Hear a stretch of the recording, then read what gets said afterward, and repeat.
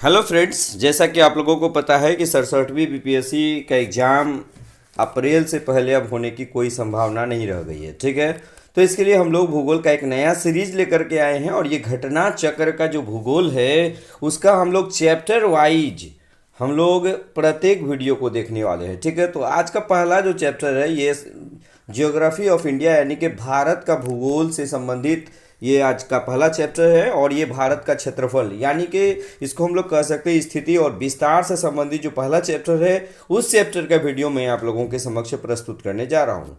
और प्रतिदिन यानी पूरे किताब को कवर करने का प्रयास मैं अप्रैल तक करूँगा। ठीक है, चलिए इसमें देखिएगा, इसका नोट्स पहले देख लेते हैं कि भारत एशिया महाद्वीप में अवस्थित एक दक्षिण एशियाई देश है। लगभग चतुष्कोणीय आकृति वाला यह देश हिंद महासागर के उत्तर में अवस्थित है। ठीक है, अक्षांश विस्तार के दृष्टिकोण से भारत उत्तरी गोलार्ध में तथा देशांतरीय विस्तार की दृष्टि से पूर्वी गोलार्ध में स्थित है।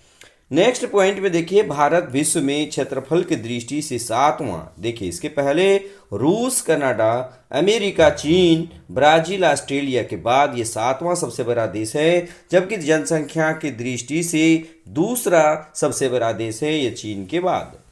26 जनवरी 2020 से भारत में 28 राज्य एवं 8 केंद्र शासित प्रदेश हैं। नवीनतम केंद्र शासित प्रदेश दादर और नगर हवेली तथा दमन और दीव हैं, जिन्हें सम्मिलित कर एक केंद्र शासित प्रदेश निर्मित किया गया है। इससे पूर्व निर्मित केंद्र शासित प्रदेश जम्मू और कश्मीर तथा लद्दाख है। इनका निर्माण जम्मू और कश्मीर राज्य के पुनर्गठन के पश्चात हुआ है। भारत का कुल क्षेत्रफल 32,87,263 वर्ग किलोमीटर है, जो संसार के समस्त क्षेत्रफल के स्थलीय भाग का लगभग 2.4% है। ये क्वेश्चन बराबर परीक्षा में पूछा जाता है कि भारत का जो क्षेत्रफल है वो विश्व के क्षेत्रफल का कितना प्रतिशत है, तो 2.4%। भारत में संपूर्ण विश्व की 17.5% आबादी निवास करती है। ये 2011 के अंतिम आंकड़ों के हिसाब से है। ठीक है, उसके बाद देखिएगा, मुख्य भूमि का विस्तार उत्तर से दक्षिण तक 3214 किलोमीटर तथा पूर्व से पश्चिम 2933 किलोमीटर है। ठीक है, अब इससे रिलेटेड एक क्वेश्चन देखिए, निम्नलिखित कथनों में से कौन से भारत के बारे में सही है? सही उत्तर के चयन हेतु अधोलिखित कूट का उपयोग कीजिए। एक, भारत विश्व का 5वां बड़ा देश है। बी, यह स्थलमंडल के कुल क्षेत्रफल का लगभग 2.4% भाग अधिकृत किए हुए है। तीसरा, समूचा भारत उष्णकटिबंध में स्थित है। चौथा, 82.5 डिग्री पूर्वी देशांतर का उपयोग भारतीय मानक समय को निर्धारण के लिए किया जाता है। तो इसमें देखिएगा कि कौन सा ऑप्शन सही है, तो इसका 2 और 4 ऑप्शन सही है, यानी कि ऑप्शन नंबर डी, ये जैसे ए नंबर ऑप्शन है 1 और 2 सही है, बी नंबर है 2 और 3 सही है, सी है 1 और 3 सही है और डी है 2 और 4 सही है। तो इसका राइट आंसर क्या होगा? 2 और 4 सही है, यानी ऑप्शन नंबर डी बिल्कुल सही है। ठीक है, देखिए इसका दूसरा नंबर का सवाल देखिएगा। दूसरा नंबर का है, क्षेत्रफल की दृष्टि से भारत का विश्व के देशों में कौन सा स्थान है? ए 5वां, बी 6ठा, सी 7वां, डी 8वां। तो इसका राइट आंसर होगा सी 7वां। ठीक है, तीसरा नंबर का सवाल देखिएगा, भारत वर्ष आकार में विश्व का 5वां सबसे बड़ा देश है। बी 6ठा सबसे बड़ा देश है। उसके बाद देखिएगा, सी 7वां सबसे बड़ा देश है, डी उपयुक्त में से कोई नहीं। तो इसका राइट आंसर क्या हो जाएगा? इसका राइट आंसर होगा सी 7वां सबसे बड़ा देश है। अगला नंबर का क्वेश्चन देखिएगा, चौथा नंबर, भारत का क्षेत्रफल संसार के क्षेत्रफल का 2.4% है, परंतु इसकी संपूर्ण मानव जाति की 16% जनसंख्या है। बी, संपूर्ण जाति का 17% जनसंख्या है। सी, संपूर्ण मानव जाति का 18% जनसंख्या है।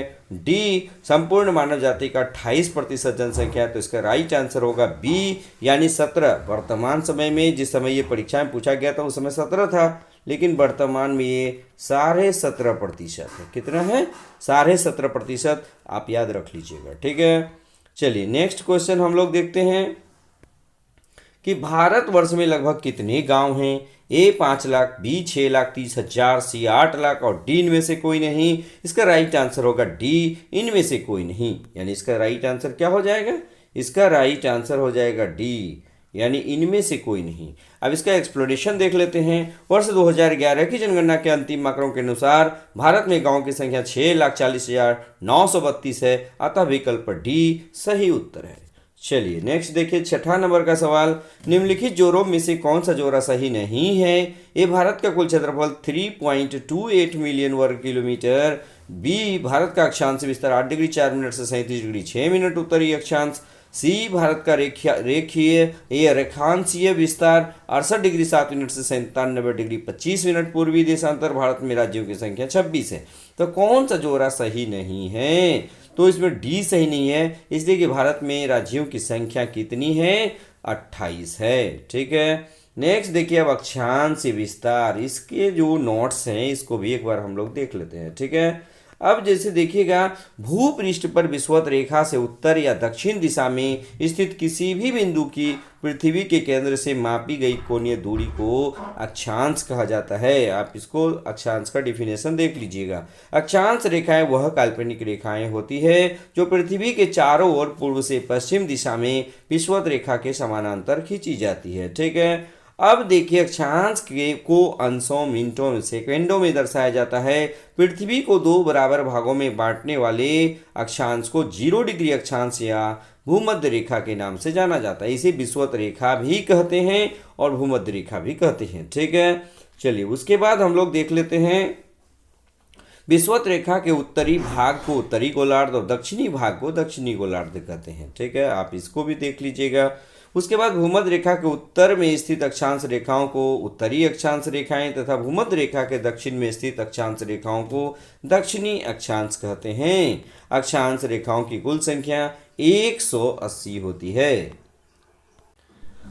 अब जैसे देखिएगा कि यहाँ पर कुछ बात हम लोग देख लेंगे, ध्रुवों से विषुवत रेखा की ओर बढ़ने पर देशांतर रेखाओं के मध्य की दूरी बढ़ती जाती है। विषुवत रेखा पर देशांतर रेखाओं के बीच अधिकतम 111.33 किलोमीटर दूरी होती है। भारत पूर्णतया उत्तरी गोलार्ध में स्थित है। संपूर्ण भारत का अक्षांशीय विस्तार 6 डिग्री 45 मिनट उत्तरी अक्षांश से 37 डिग्री 6 मिनट उत्तरी अक्षांश के बीच है। इसकी मुख्य भूमि की बात यदि की जाए तो ये 8 डिग्री 4 मिनट से 37 डिग्री 6 मिनट उत्तरी अक्षांश के बीच और 68 डिग्री 7 मिनट से पूर्वी देशांतर से 97 डिग्री 25 मिनट पूर्वी देशांतर के मध्य फैली हुई है। उष्ण कटिबंधीय क्षेत्र का विस्तार 23.5 डिग्री उत्तरी एवं दक्षिणी अक्षांशों के बीच है। अतः भारत जो है, भारत का विस्तार उष्ण एवं उपोष्ण दोनों कटिबंधों में है। ज्ञातव्य है कि निम्न अक्षांश यानी 0 डिग्री से उच्च अक्षांश की ओर जाने पर दिन और रात की अवधि में अंतर पाया जाता है। उत्तरी गोलार्ध में अक्षांशों का प्रभाव दक्षिण से उत्तर की ओर दिन और रात की अवधि पर पड़ता है। ठीक है, अब हम लोग यहाँ पर एक प्रश्न देखते हैं कि भारत विस्तृत है 37 डिग्री 17 मिनट 53 सेकेंड उत्तरी से 8 डिग्री 6 मिनट 28 डिग्री मिनट दक्षिण के बीच। बी नंबर देखिए, 37 डिग्री 17 मिनट 53 सेकेंड उत्तर से 8 डिग्री 4 मिनट 28 मिनट ये सेकेंड दक्षिण के बीच। तो इसका राइट आंसर क्या होगा? उपयुक्त में से कोई नहीं। ठीक है, यानी कि देखिए, भारत का विस्तार हम लोग अभी भी देखें कि उत्तरी पूर्वी गोलार्ध में 8 डिग्री 4 मिनट से 37 डिग्री 6 मिनट उत्तरी अक्षांश और 68 डिग्री 7 मिनट पूर्व से 97 डिग्री 25 मिनट पूर्वी देशांतर के बीच है, इसलिए विकल्प सभी गलत है। ठीक है, उसके बाद देखिए, सिक्किम से गुजरने वाला अक्षांश निम्नलिखित में से किस एक से भी होकर गुजरता है? तो ए राजस्थान, बी पंजाब, सी हिमाचल प्रदेश और डी जम्मू एंड कश्मीर। तो इसका राइट आंसर होगा राजस्थान। ये आईएएस में भी पूछा गया क्वेश्चन है।